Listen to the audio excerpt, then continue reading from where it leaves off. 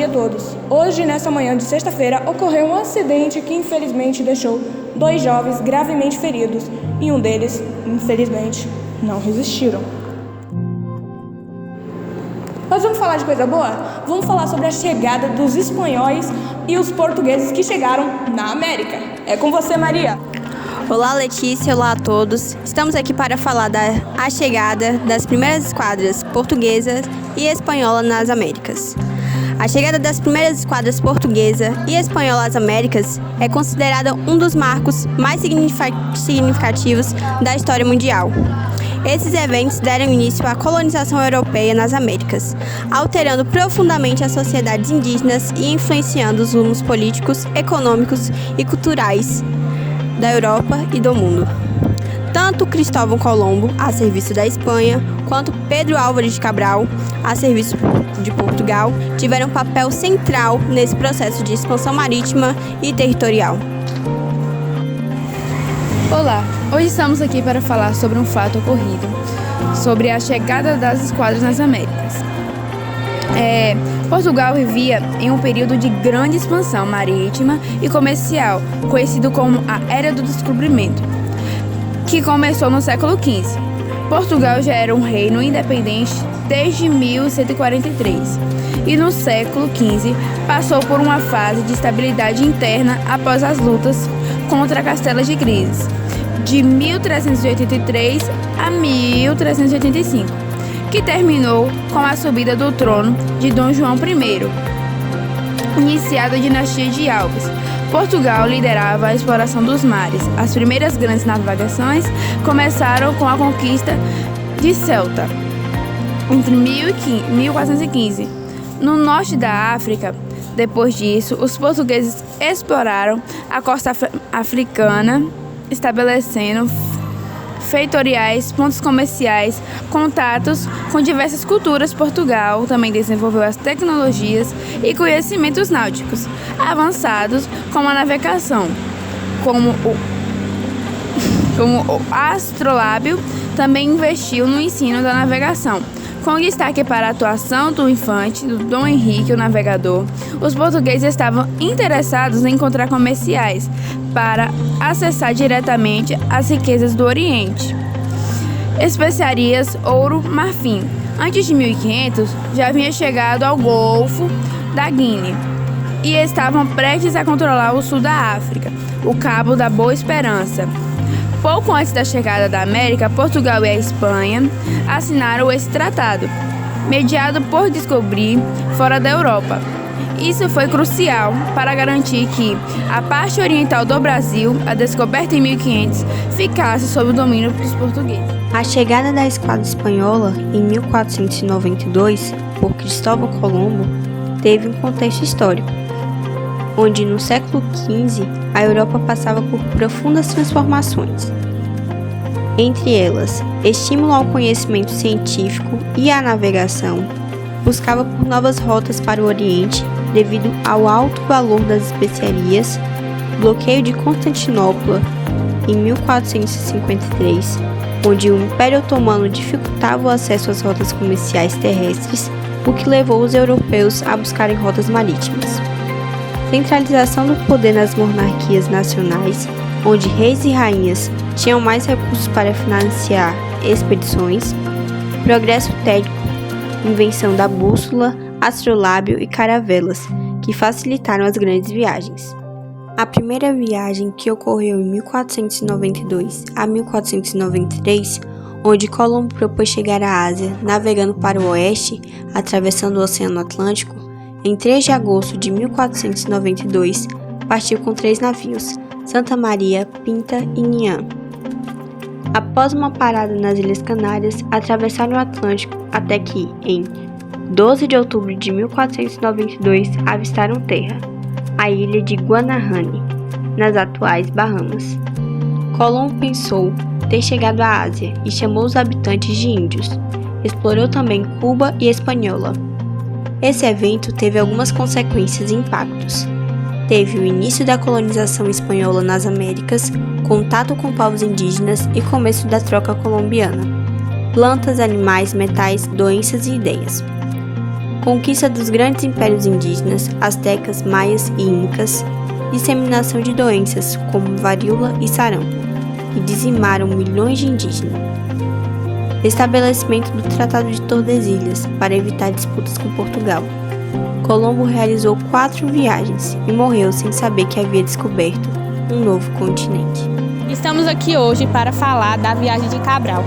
Pedro Álvares Cabral liberou uma frota de 13 navios e cerca de 1.500 homens rumos à Índia. Em 22 de abril de 1050, após desviar-se da rota africana, avistou terras no atual litoral da Bahia, que chamou de Ilha de Veracruz, depois Terra de Santa Cruz e finalmente Brasil. O primeiro contato com indígenas foi pacífico. O escrivão Pero Vaz de Caminha registrou em uma carta ao rei D. Manuel I as impressões sobre a nova terra. Depois de alguns dias, a afronta seguiu a viagem para a Índia. Tiveram causas e consequências também. O Brasil passou a entregar oficialmente os domínios portugueses.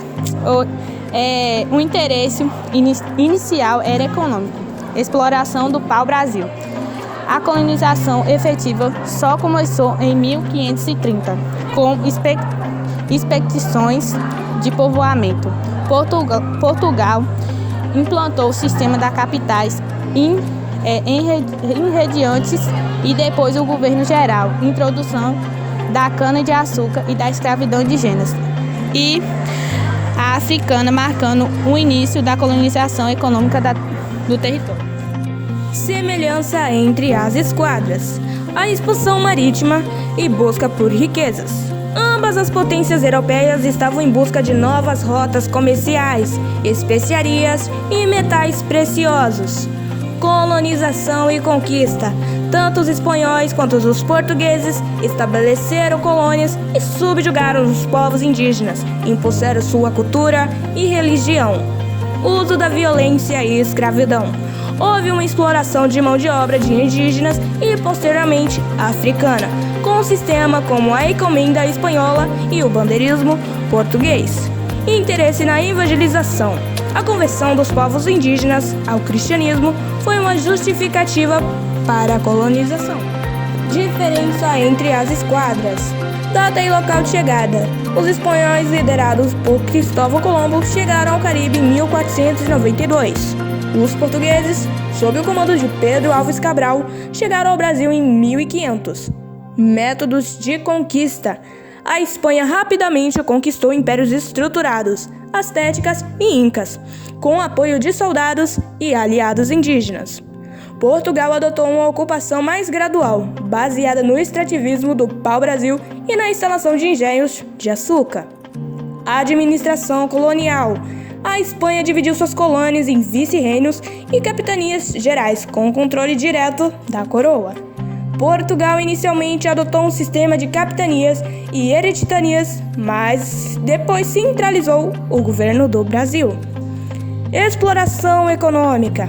A Espanha baseou suas economias colonial na mineração de ouro e prata. Portugal investiu na produção agrícola, principalmente açúcar e, posteriormente, o café.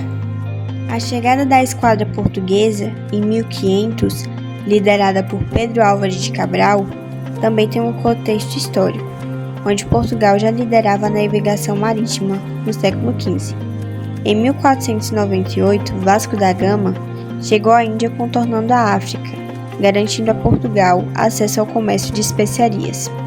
Com o Tratado de Tordesilhas, assinado em 1494, Portugal e Espanha dividiram um novo mundo. Tudo que estivesse ao leste da linha imaginária seria de Portugal e oeste da Espanha. Pero Vaz de Caminha foi um fidalgo português e escrivão oficial da esquadra de Pedro Álvares Cabral. Em 1500, ele havia sido nomeado escrivão de uma feitoria que seria erguida em Calicut, na Índia. E foi por essa coincidência que o homem que daria luz ao primeiro documento escrito no Brasil estava na navegação que veio atingir terras brasileiras. Caminha escreveu esta carta ao rei Manuel I para narrar todos os aspectos da estadia de 9 dias da frota nas novas terras descobertas, assim como o povo que aqui habitava. Esta carta, mesmo sendo literalmente um dos documentos mais importantes da história do Brasil e Portugal, ficou por centenas de anos oculta. Foi Gaspar de Lemos quem a levou do Brasil para o rei Manuel I. Após a leitura, a carta provavelmente foi enviada à Secretaria do Estado, que colocou o documento na Torre do Tombo. A carta ficou guardada até 1773, quando o arquivista José Seabra da Silva a encontrou e fez uma cópia. No entanto, isso não ajudou a carta a ser reconhecida. Foi só em 1808, ano em que Dom João VI veio ao Brasil, que Seabra, acompanhando a corte, trouxe a cópia e entregou ao arquivo da Real Biblioteca. O padre Manuel Aires do Casal finalmente publicou a carta, tornando-a pública e reconhecida pela importância que realmente tem como fonte primária. Mas afinal de contas, o que exatamente podemos encontrar nesta carta? A carta começa narrando primeiro não a chegada ao Brasil, mas a viagem, do momento em que a esquadra partiu de Lisboa em 9 de março de 1500. Esta parte da carta, apesar de simples, na verdade é motivo de polêmica em debates acadêmicos, pelo fato de colocar em destaque uma importante questão sobre a descoberta do Brasil, se de fato foi um acidente ou intencional. Não vou aqui discorrer sobre isso, senão facilmente ficaríamos meia hora analisando minúcias na escrita de Caminha. A passagem da carta que gera este debate diz as seguintes palavras: posto que o capitão mor desta vossa frota, e assim os outros capitães escrevam a vossa alteza a nova do achamento desta terra nova. É a palavra achamento que levou alguns estudiosos a especular sobre o possível conhecimento prévio das terras brasileiras pela frota de Cabral. Sérgio Buarque de Holanda diz que a palavra podia ser encontrada também em outras cartas do mesmo período que se referiam ao descobrimento de terras. Lendo o conteúdo da carta e o espanto dos homens ao se depararem com a nova terra, deixa claro de que não havia intenção de chegar aqui ou conhecimento prévio. Mas, seguindo a nossa história, Caminha narra brevemente como um dos barcos se perdeu no caminho às Índias e de como eles seguiram o caminho. Um detalhe importante é a questão do trajeto, que não é narrada por ele, já que o mesmo diz que não possui a capacidade ou conhecimento para tal ato. Finalmente, no dia 21 de abril, é dito que os navegadores toparam com sinais de terra, sendo estes sinais ervas chamadas de botelho. No dia seguinte, 22 de abril, surgem aves na paisagem, e neste dia, como dito na carta, primeiramente um grande monte muito alto e redondo surgiu à vista. Segundo Caminha, foi Cabral quem nomeou o monte de Monte Pascal e a terra de Vera Cruz. Nada mais ocorreu neste dia, e foi somente no dia 23 que eles partiram em direção à terra e chegaram pela manhã. As primeiras viagens de Colombo e Cabral foram mais do que descobertas geográficas. Mudaram o curso da história. A América foi integrada ao sistema econômico europeu, gerando enormes transformações para os povos indígenas, para a Europa e posteriormente para o mundo inteiro. A Espanha partiu para conquistar e exploração imediata, destruindo grandes civilizações indígenas. Portugal, por sua vez, explorou inicialmente os recursos naturais, mas depois implementou uma colonização voltada para a produção agrícola e o uso de trabalho de escravizados. Ambos os impérios lançaram as bases do sistema colonial que mudaria profundamente a história das Américas, um legado que ainda influencia a sociedade contemporânea.